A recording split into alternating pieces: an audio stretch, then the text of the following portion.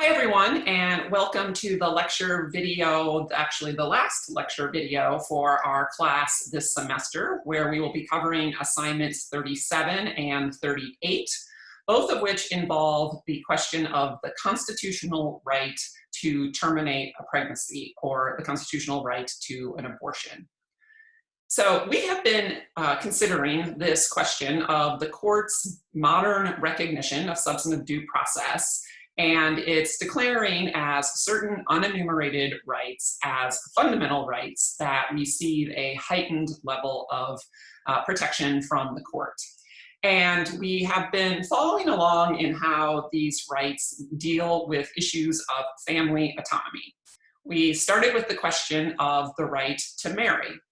Should the right to marry be recognized by the court as a fundamental right, a type of right that goes so much to the core of personal liberty that the government should not be able to intrude upon this decision to marry or to pick the person you wish to marry without at least a sufficiently compelling reason?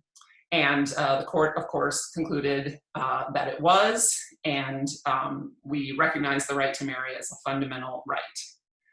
That then continued on into the question of children, and starting with the question of the right, the fundamental right to have custody of your children or to have control over key decisions relating to the upbringing of your children. Are these also fundamental rights? Are these rights that go such to a core set of intimate relationships and decision-making that they should receive this heightened level of protection as liberties that the Constitution is going to safeguard? The next step along this discussion then was the right to have children, the right to procreate. We considered questions of the right to be able to not have the government forcibly sterilize you. Is this, again, one of these fundamental rights that should rise to the level of having heightened constitutional protection? And the court again said yes.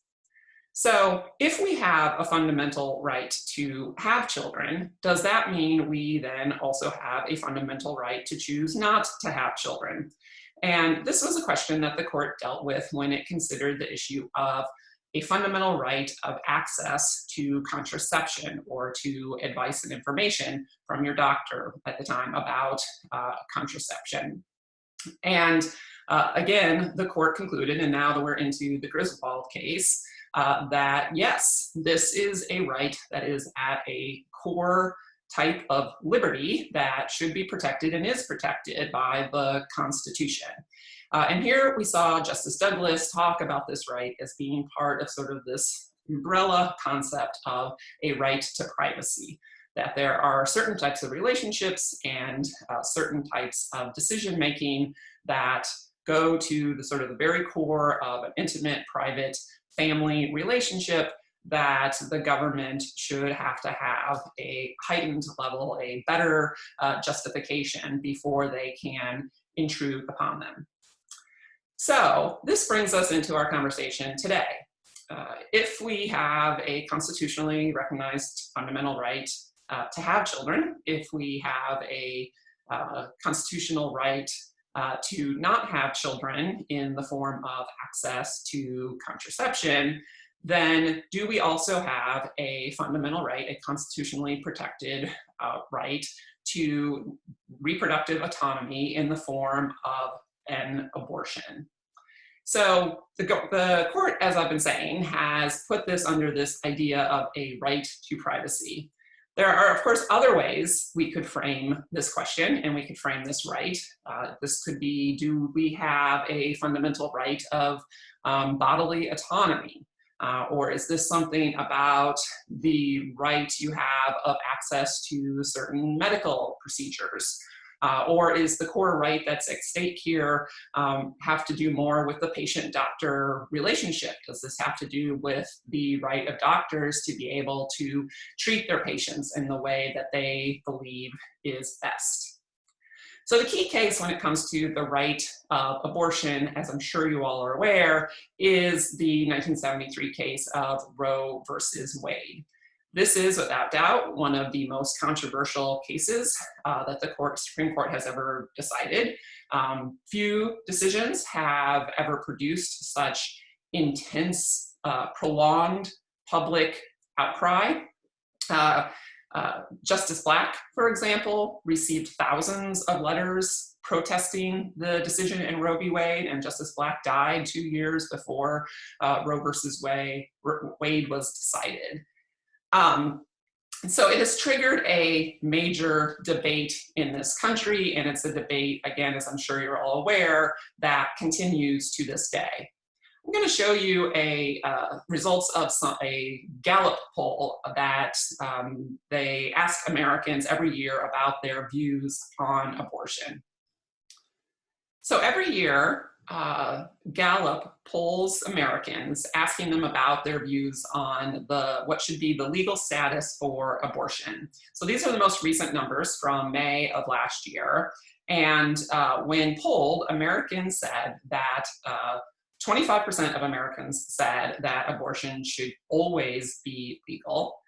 53% of Americans said that abortion should be legal some of the time and illegal other times. And 21% said that abortion should always be illegal. And then there were 2% that were unsure. So there's a number of things about this poll that I have always found interesting. One thing is that Gallup started doing this poll annually in 1975, 2 years after the Roe decision was handed down. And since that time, the numbers bounce around a little bit here and there, but they've actually remained remarkably steady considering the amount of time that has gone by. The very first survey that they took in 1975, we had the numbers of 21%, 54%, 22%, and 3%. So really very similar than what we are seeing in 2019. Another thing that I think is interesting about these numbers is this unsure number, which is remarkably low for these types of polls. As I'm sure you're kind of aware, there's pretty much nothing you can ask Americans about where you won't at least get a good, 9% or more who just really have no idea what they think about a topic. Often it's much higher. It can be 30-some% or more that will say that they are unsure. But when it comes to the issue of abortion, this number is always extremely low. People really have opinions on what they think the legal rule should be when it comes to abortion. I would imagine, moreover, that in our class, this number is probably very close to zero, if it isn't actually zero, when you bring together a group of intelligent, thoughtful people like you all are. And then the final thing I find interesting about this poll is this number, which is pretty much always around this range, somewhere over the 50% mark, of people who think that sometimes abortions should be legal and sometimes abortions should not be legal. So we actually have a certain amount of consensus when it comes to this question of some abortions legal, some abortions not legal. And it also shows us how, to Americans, this is a legal issue. They do think that we need to be drawing legal lines, that this is an issue that has a role for the law, a role for the courts to play. But the problem, of course, is that the issue of abortion is simply incredibly difficult. It is an illegal issue, as I was just saying, and as we will be talking about. It's also very much a political issue. It's a philosophical issue about when life begins. It's a religious issue about when life begins and about morality. It's a medical issue about about pregnancy and about the issue of when a pregnancy becomes viable or not viable. And it's also an incredibly difficult issue because it pits against each other some pretty strong competing interests. On the one hand, we have the states, and in some cases the federal government, representing a majoritarian representation view on the issue, which is that they have an interest in preventing many abortions. And on the other hand, we have women who have an interest in bodily autonomy, in not having the government make decisions that are going to have this very significant impact, not only on their lives, but on what physically happens to them.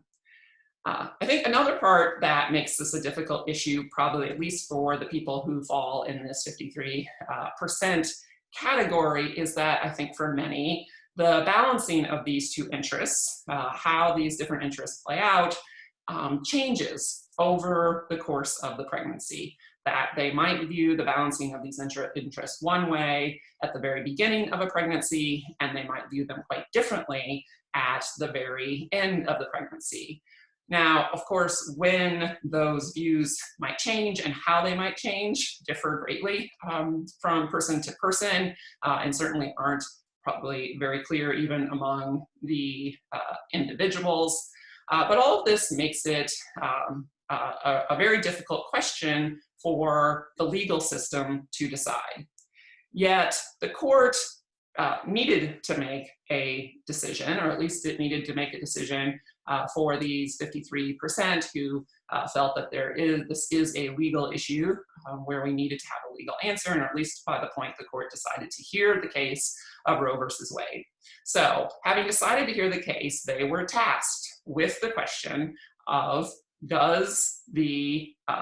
do state statutes that restrict access to abortions violate the Constitution?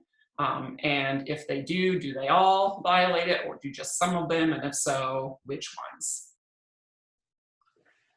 So I often find it interesting and perhaps helpful to then understanding that the court was tasked with answering this difficult question.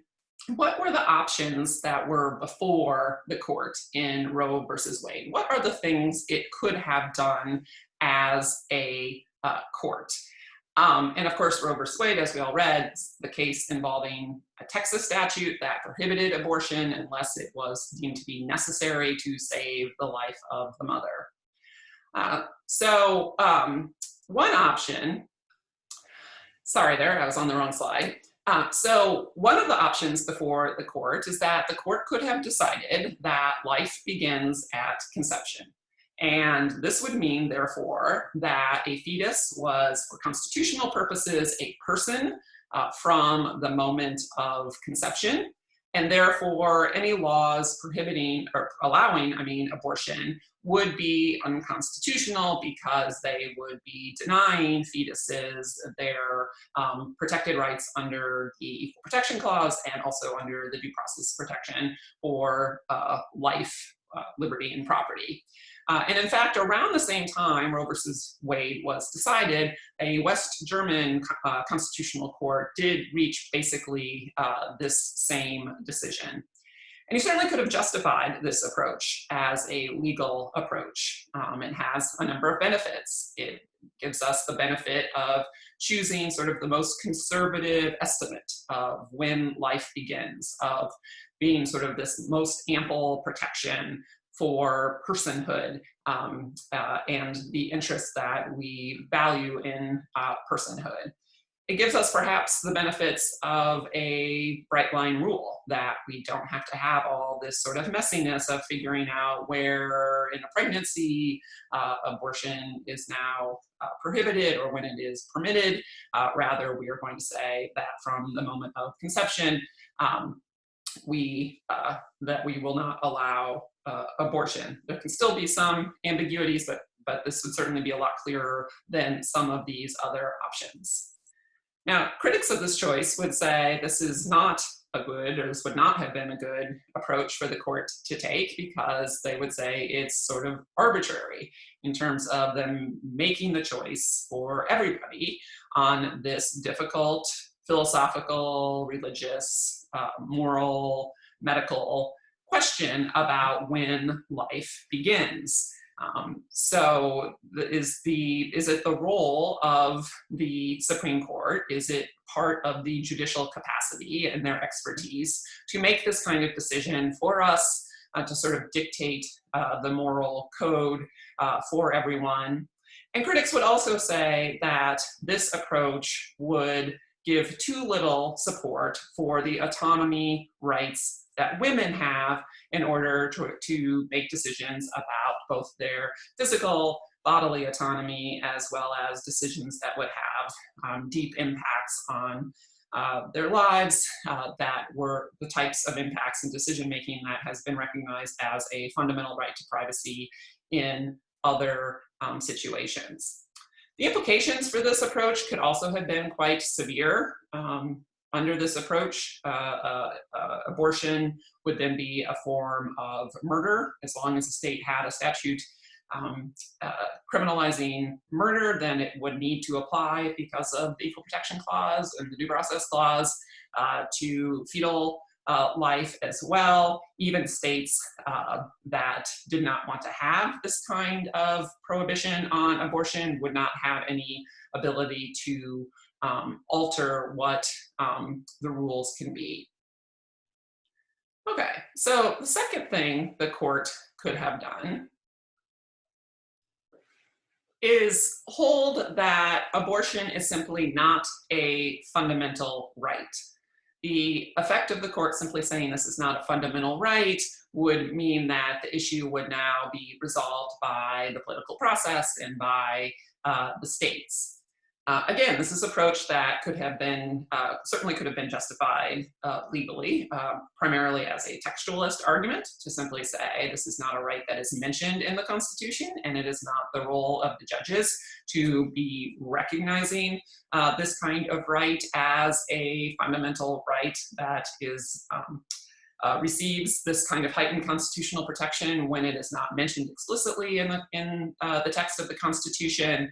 That the court should not be doing it when it is something that has such strong sort of political disagreement among Americans, and so it is one that is better resolved by the majoritarian process that would leave this question to people to make their decision through the democratic process. Now, critics of this approach, however, would say that this is a matter of the individual right of the woman to reproductive autonomy, to a right of privacy, the type of intimate decision-making that we have deemed to be fundamental in other situations. And when we have an individual right of this level, we do not just put it up to a popular vote to decide whether or not people get to keep their individual rights. Sort of the same reason the argument would be that we don't let the majoritarian process tell people in Virginia that they can't enter into an interracial marriage. We would also not tell the people of any state that a majority of them could limit a woman's individual right to make the decision to terminate a pregnancy. So the implications here could have at least been that it would raise perhaps some questions about these other modern substantive due process cases we have been talking about. What would be the way to distinguish abortion from contraception, and from the right to procreate, and from the right to have custody and control the upbringing of your children, and from the right to marry? If the court was going to draw the line at this type of family autonomy or reproductive autonomy, would there be a reason to make that distinction? It also would not leave any kind of check, or not much of a check anyway, on any kind of state regulation here.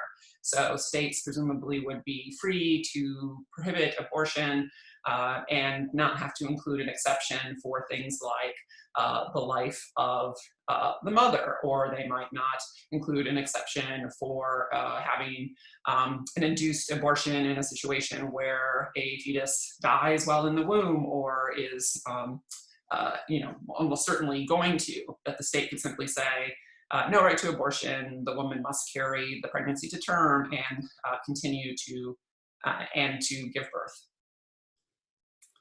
Okay, our next potential option that was before the court in 1973 when it decided Roe is that the court could say that a right to get an abortion is part of this right to privacy, and but that the government does have a compelling interest in regulating abortion for the purposes of protecting fetal life once the pregnancy hits the point of viability.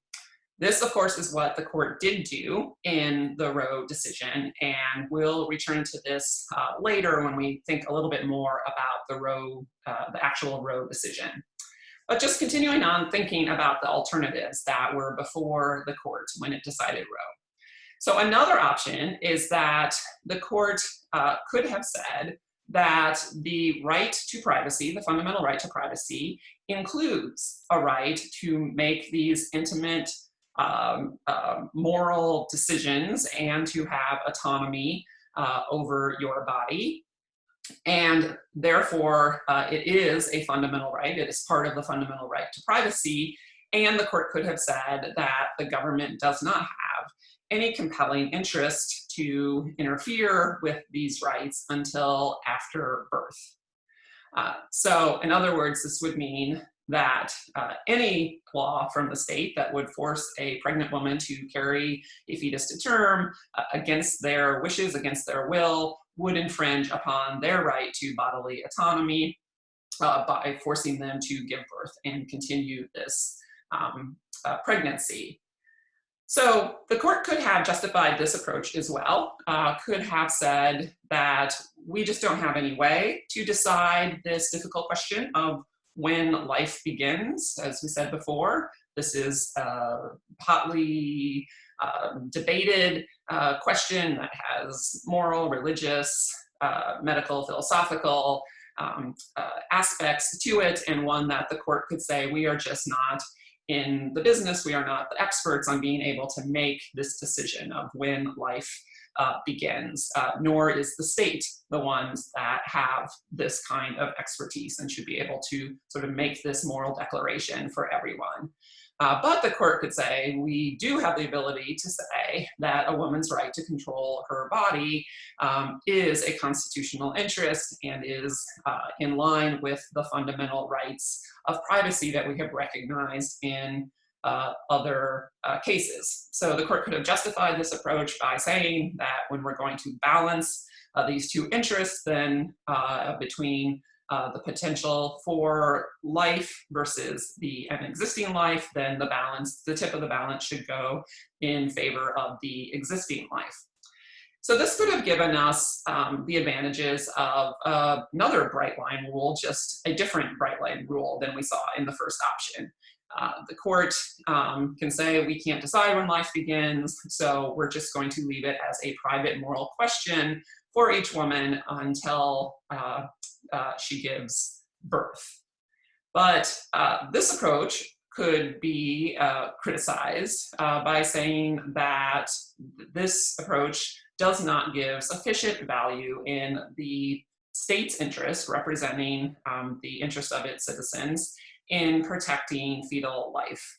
That this is a value that the state does have a great interest in, and you are leaving the states without sufficient ability to be able to regulate that. It could also be criticized, and again, in a lot of ways, as the mirror option from option number one, by saying this is very arbitrary, that the court basically is arbitrarily declaring that life begins at birth.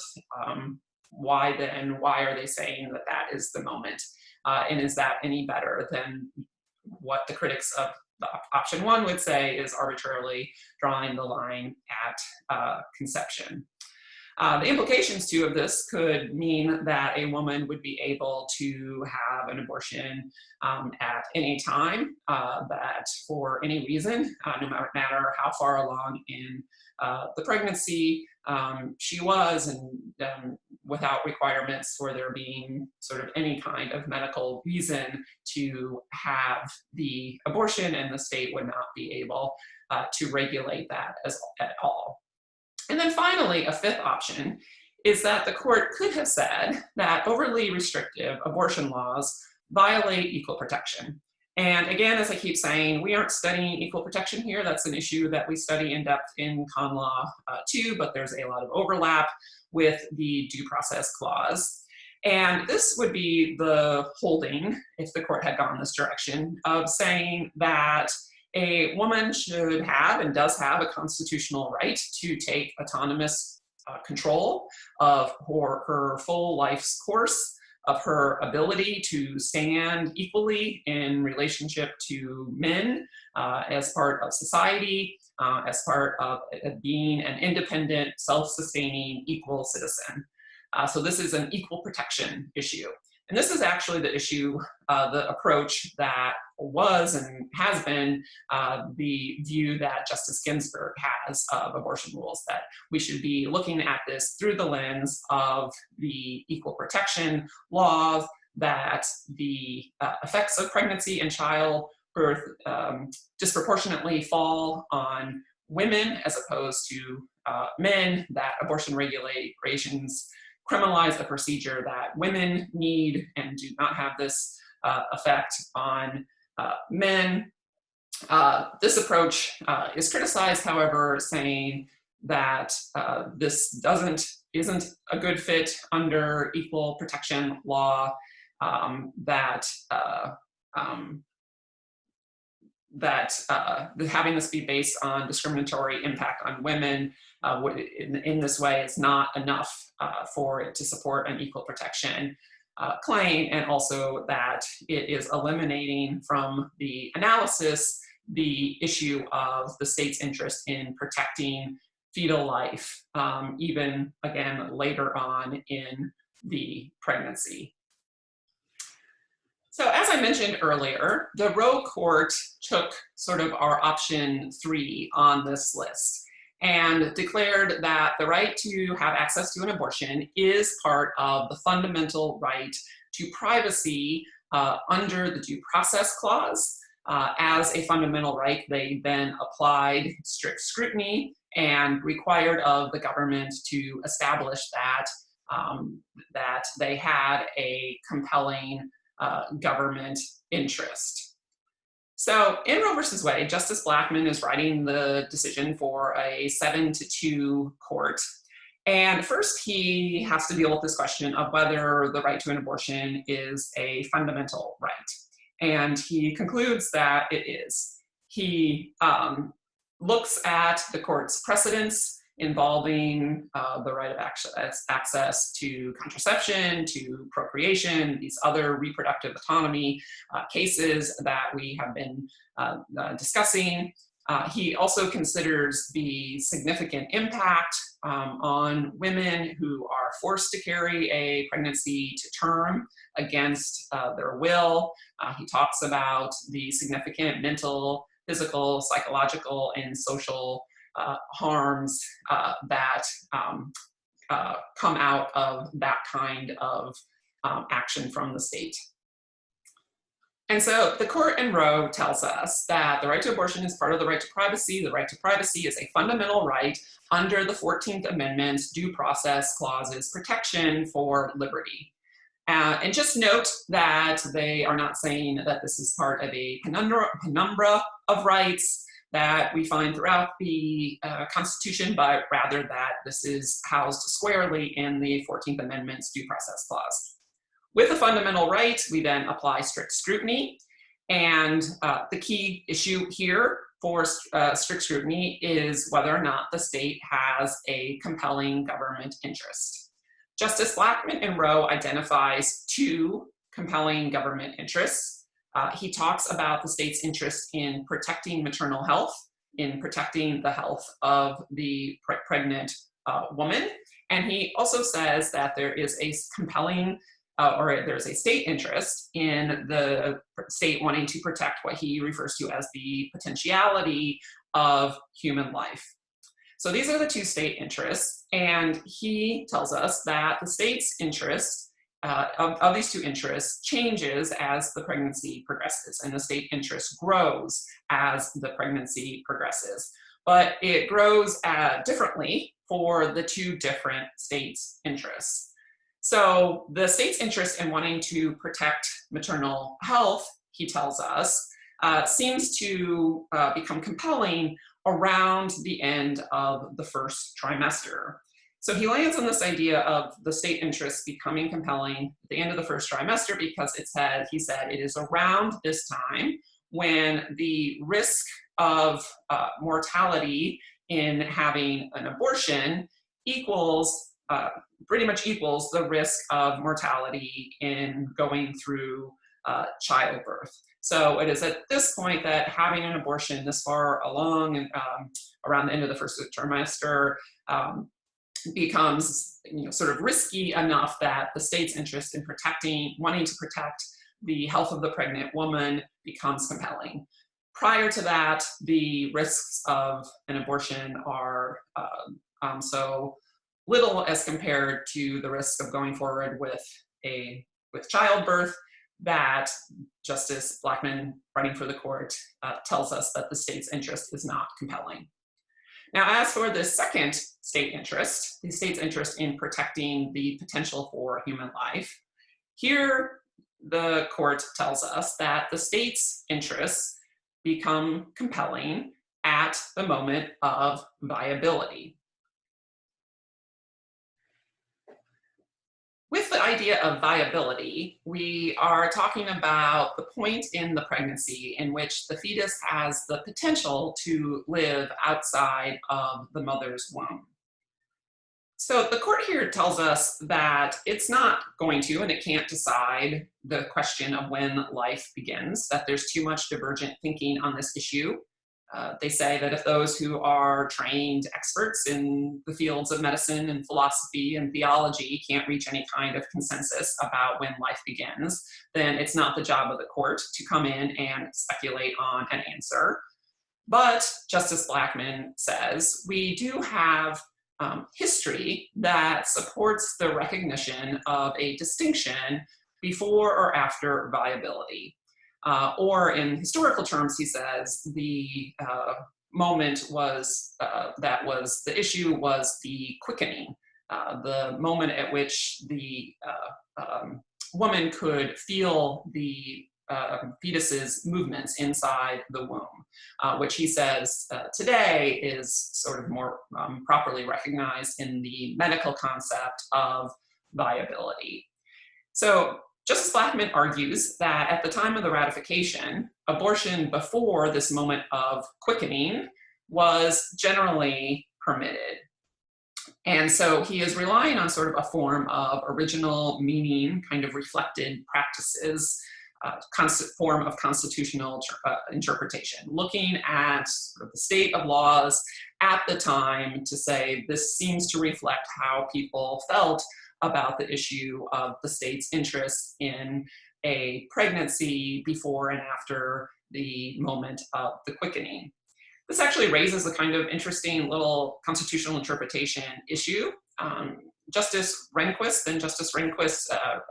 rejects this historical interpretation because he says we should be looking not at the time of the ratification of the Constitution itself, but rather at the time of the ratification of the 14th Amendment, since that is the amendment we are interpreting. It's the 14th Amendment's due process clause protection. And so he says at the time of the ratification of the 14th Amendment in 1868, that there were many laws limiting abortion, although he doesn't distinguish them between pre or post viability or quickening. But we compare that to the time of the ratification of the Constitution in 1791, and whether or not when there were not these laws that prohibited abortion, And so the question is sort of which moment in time should we go back to in order to understand this reflected practices or original public meaning when it comes to this question of abortion. This process that the court uses in Roe to identify the two state interests and then identifying the moment at which the state's interest in regulating abortion to further these interests becomes compelling leads itself then to what is referred to as the Roe versus Wade trimester framework. Because after going through this analysis, what we see is that the court tells us that in the first trimester, generally, neither of the state's interests has become compelling. The state's interest in protecting maternal health doesn't become compelling until toward the end of, basically the end of the second trimester, at the moment that the risk balancing changes, and then the state's interest in protecting fetal life becomes compelling later in the pregnancy as well. So neither interest is compelling. Therefore, the question in the first trimester, the Roe Court tells us, must be left to the woman and her doctor to make these decisions. But after we finish the first trimester and through the moment of viability, we now have a compelling state interest in the regulation of maternal health. So after we end the first trimester, the court tells us, and throughout the rest of the pregnancy, that a state can regulate abortion in ways that are reasonably related to the protection of maternal health. We then have this issue of viability, this line of viability. Now, just to give you a little refresher course on a pregnancy and how a pregnancy progresses, pregnancies are generally considered to be 40 weeks long, although that's a little bit on the high side of the actual time that a woman is pregnant because they date that back to the beginning of her last menstrual cycle, and actual conception usually takes place roughly 2 weeks later. So we can call it roughly 39 weeks just to be a little more accurate that way. And this 39-week pregnancy is then generally broken down into these ideas of trimesters, with the first trimester being the first 13 weeks, the second trimester being the second 13 weeks, and then the third being the final final 13 weeks. And so the end of the first trimester would be around 13 weeks when they say this becomes compelling. And viability, at the time Roe was decided, the court says can be roughly 28 weeks. It can also be as early as 24 weeks. So we can sort of average it out to be roughly 26 weeks, which would be about the end of the second trimester. So the court acknowledges that this is the date issue of viability is something that can and probably would change with medical advances, but sort of at the time the court was deciding the Roe decision, it seemed to fall relatively in sync with this general idea of the trimesters of a pregnancy. So after the point of the beginning of the third trimester, the end of the second trimester then, the state's interest in regulating abortion to protect fetal health becomes compelling. So it is in the third trimester then that Roe says the state can regulate or even prohibit abortion as long as any regulations include exceptions for the life and health of the woman. So defenders of Roe can say that the Roe trimester framework does a number of things that would justify it. First of all, that the court was doing its best to trying to keep itself out of the complicated debate of when life begins, that it is leaving the decision about abortion up to the woman as a personal decision in the first trimester, and then it is allowing the political process, representing sort of the majority view, to regulate or even prohibit when it comes to the third trimester. Defenders could also say that the Roe Trimester framework is working in this concept that these interests, these two interests of a woman's right to reproductive autonomy and the state's interest in protecting fetal life, change and grow as the pregnancy continues. And so it is not having sort of a one-size-fits-all decision for the very beginning of the pregnancy as it does for the very end of the pregnancy. Also, defenders say that the court was balancing these two interests. It is neither dismissing neither one of women's bodily autonomy or the state's interest in protecting fetal life, but rather trying to find a balance between these two interests. Also, then finally, defenders say that this is the court's approach here is in line with its precedents that recognize constitutional rights, constitutional fundamental rights on matters concerning these intimate decisions of family and reproductive autonomy, that they aren't rejecting this particular type of reproductive autonomy and raising the questions of what that would mean for these other types of personal autonomy or privacy that the court has recognized as fundamental rights. Critics of the approach, however, often point to a number of things. One being that the court here is protecting a right that is not stated or really even implied in the Constitution, and that the court should not be recognizing this type of unenumerated right as a fundamental right. Critics also say that as much as the court might say it is staying out of the business of declaring the question of when life begins, that it is indeed making that decision by drawing this important line at the moment of viability. Critics can also say that it is underprotecting either of these two interests, or overprotecting either of these two interests that the court says it's balancing. That it's either underprotecting the state's interest in protecting fetal life, which they say becomes compelling far earlier than the moment of viability, or that it's underprotecting a woman's right to reproductive autonomy, which they say continues throughout the pregnancy, both into the second and third trimester. And then finally, the Roe's trimester framework here is something that has been heavily criticized. That it is based on sort of this concept of medical science that is evolving and changing, and that makes the constitutional rights seem in flux and perhaps confusing.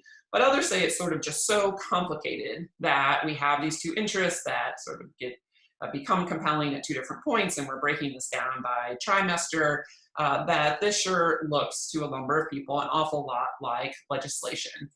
Raising the criticism that the court here was, as they say, legislating from the bench or engaging in a form of judicial activism rather than deferring to the political process. Justice Rehnquist is dissenting here, and he says that this is not a question of privacy. He says that the court's view of privacy means that we should have certain protections, certain freedoms from government intrusion into these sort of more, into the home, into issues that take place in sort of this intimate part of our life. This, he tells us, is a medical procedure. And the court's view of privacy doesn't give us protection from government intrusion into any kind of consensual transaction. So he doesn't really reject the right of privacy, at least here as a whole, just says that this should not be part of it. This, he tells us, is a form of social and economic regulation. It's likely optical, and it should only receive rational basis, and the court should be deferring to the political branches. So all of these things that are going on in Roe are obviously things I would love to hear your thoughts about. I'm hoping we'll be able to have a discussion about, but we can sort of end on this question that Justice Rehnquist raises about this idea of the right to abortion being a right to privacy. Is this just a continuation of the other cases we have been talking about, the right to procreate, the right to have access to contraception, and therefore part of the fundamental right to privacy as the court has been recognizing it? Or is this more like a regulation on eyeglass prescriptions, that this is a transactional medical procedure where we should have the court deferring to the political branches?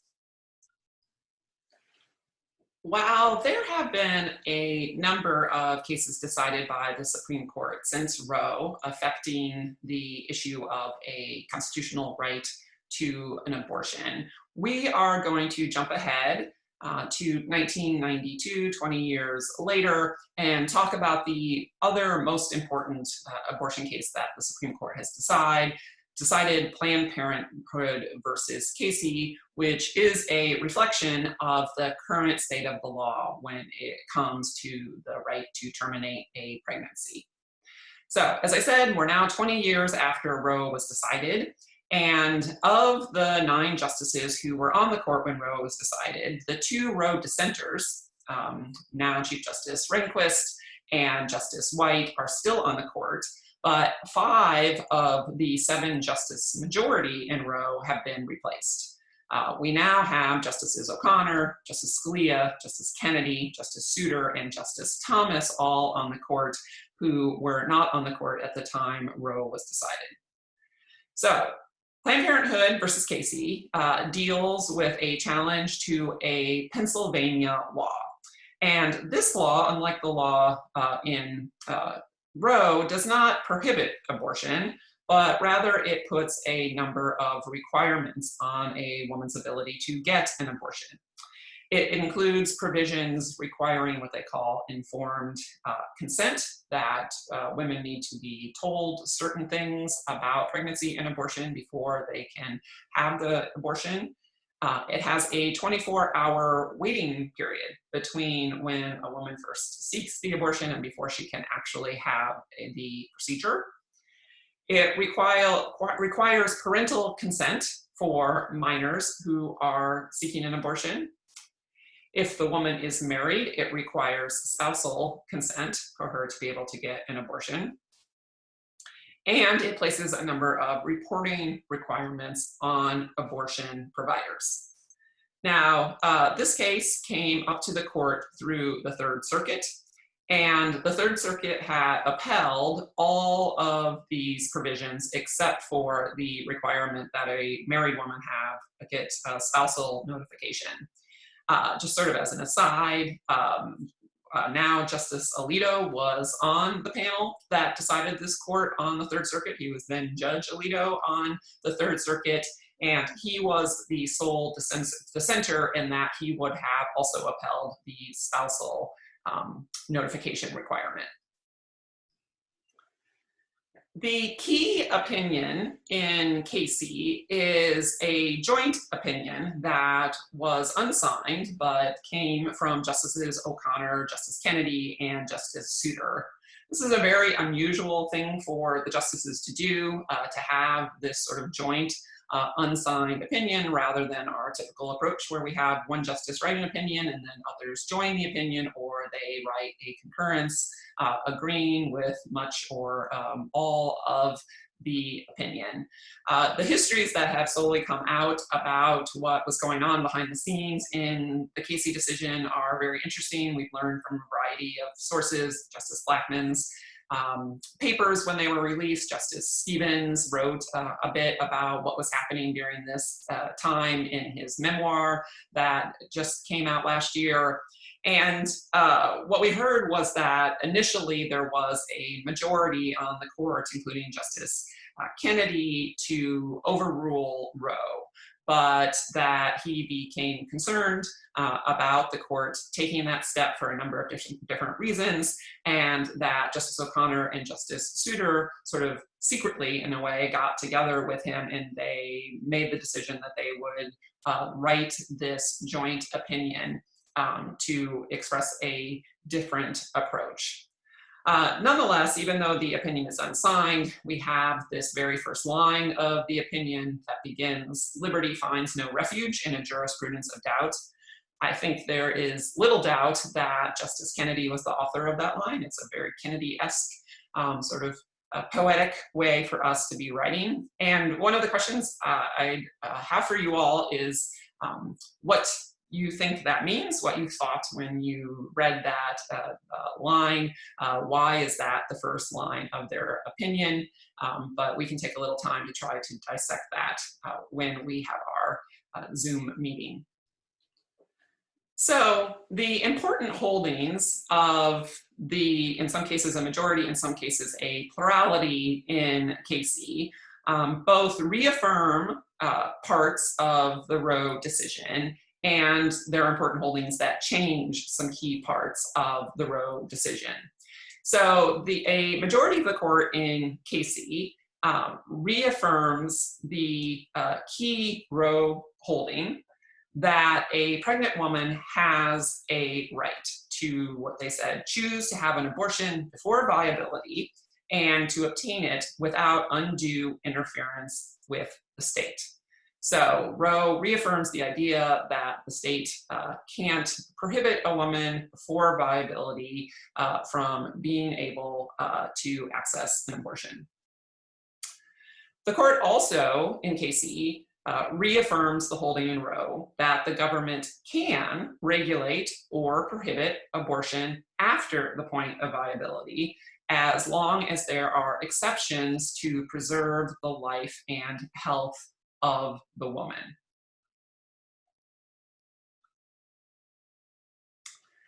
The key holdings, however, that were changed by Casey are that the court in Casey gets rid of this trimester framework that we just talked about in Roe. So no longer do we have one set of laws that the court can have in the second trimester and a different set in the third trimester. Now the only distinction that remains is this line of viability, the interest that the state has before viability versus after viability, the types of regulations that the state can impose before viability and after viability.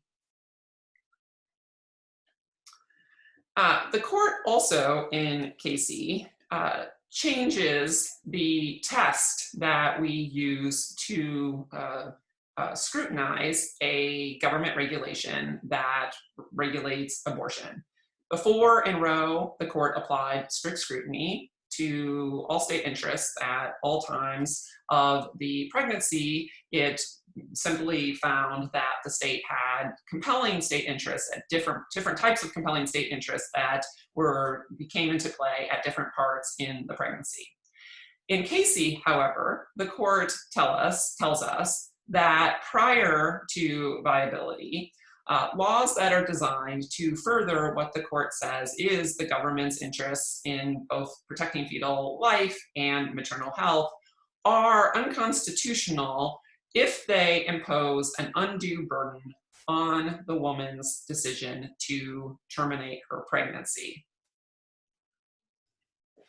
So prior to viability, the court gives us this undue burden test, which means the flip side of what I have written there is also true, that the state can regulate abortion before viability as long as it does not place an undue burden on the woman's right to terminate her pregnancy.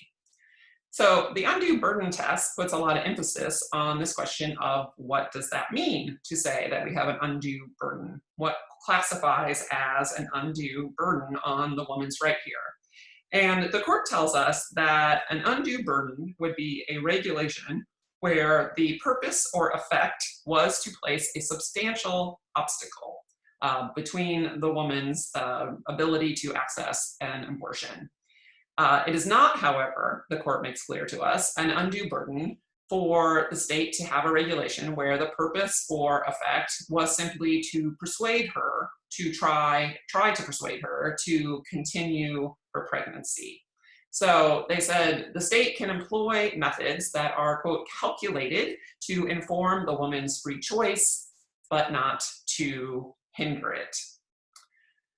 So this is another thing I'm hoping we'll be able to talk about. I'd love to get your thoughts about the undue burden test, what you think about it, how well you think it works, how well does it work as, and the value of it as a constitutional test. So with the undue burden test, the court is telling us that the government is putting an undue burden on a woman if it acts with this purpose of effect of trying to prevent her from having an abortion. But the court can act with the purpose and effect of simply trying to encourage her to continue with the pregnancy, to encourage childbirth over abortion. So this could easily raise the question for us of where does this undue burden test come from? How does the plurality that supports the undue burden test justify it? And the court here tells us that the woman does have a liberty interest in choosing an abortion, but that liberty interest does not include a right to be free from others, including the state, from trying to persuade her not to do so. It's also a recognition that the state does have an interest in protecting prenatal life before the point of viability, that the state can have an opinion on this, it can have an interest. So this, the court tells us, is a balance between these two interests. The woman's liberty interest to terminate her pregnancy and the state's interest in wanting to protect fetal life and to express an opinion on it to the woman or try to persuade her to continue the pregnancy to term. The court also, in Casey, relies a great deal on the issue of stare decisis.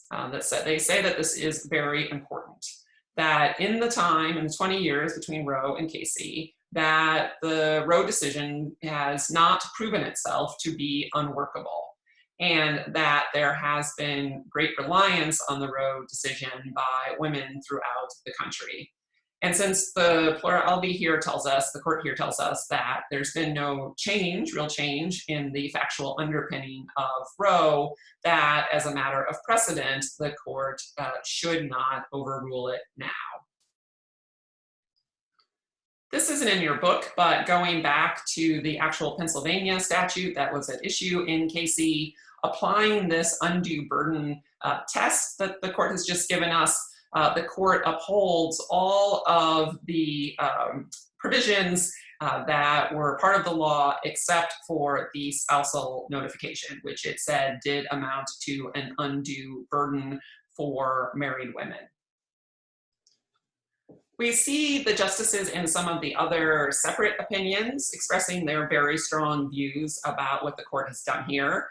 Justice Blackmun, of course, the author of the Roe opinion, thinks that this is not sufficiently protecting the right to abortion.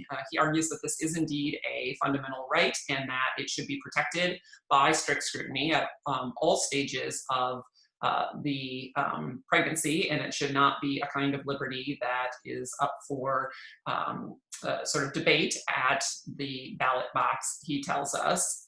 And then we also have sort of flip side of that, Chief Justice Rehnquist in his dissent continuing to say this, that he says this is not a fundamental right. And he is joined here by Justice Scalia, who also dissents separately. And he not only says that this isn't a fundamental right here, but he is really rejecting all of this line of substantive due process. He says he looks to the text of the Constitution, he looks to tradition, he does not see a liberty right to abortion. He also has this sort of very interesting part in his dissent, Justice Scalia does, where he talks about Chief Justice Taney. Chief Justice Taney was the justice who wrote the infamous Dred Scott opinion. This is an opinion where we had a man who was enslaved, a man named Dred Scott. His owner took him to a free state, Illinois, took him from Missouri, a slave state, to Illinois, a free state.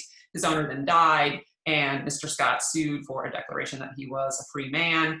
And the court here, in the opinion written by Chief Justice Taney, says as a matter of constitutional law that enslaved people were not citizens, and that they were property as a matter of constitutional law. So it is a much reviled opinion that Chief Justice Taney wrote. And Justice Scalia writes about this portrait. Here's a picture of the portrait of Chief Justice Taney that hanged, or used to hang, in the halls of Harvard Law School, and sort of what he sees when he looks at Chief Justice Taney's face in terms of what it was he might have been thinking when he sat for this portrait. So to the extent we have time, I'd also be interested to hear what you all think is the moral of Justice Scalia's story here about this portrait of Chief Justice Taney. What is it that he is trying to tell us? And I'm also just interested to hear your views on the issue of stare decisis that was so important to the court in Casey, and sort of this question of whether or not, or to what extent, this issue of abortion should be recognized by the court as a fundamental right, and also what extent it should be a matter that the court should defer to the political process. And that brings us to the end of what I have for you for our last lecture, and the end of our discussions of the substantive material for this course. But of course, we get one last chance to all talk together about this material, and I really look forward to seeing you then.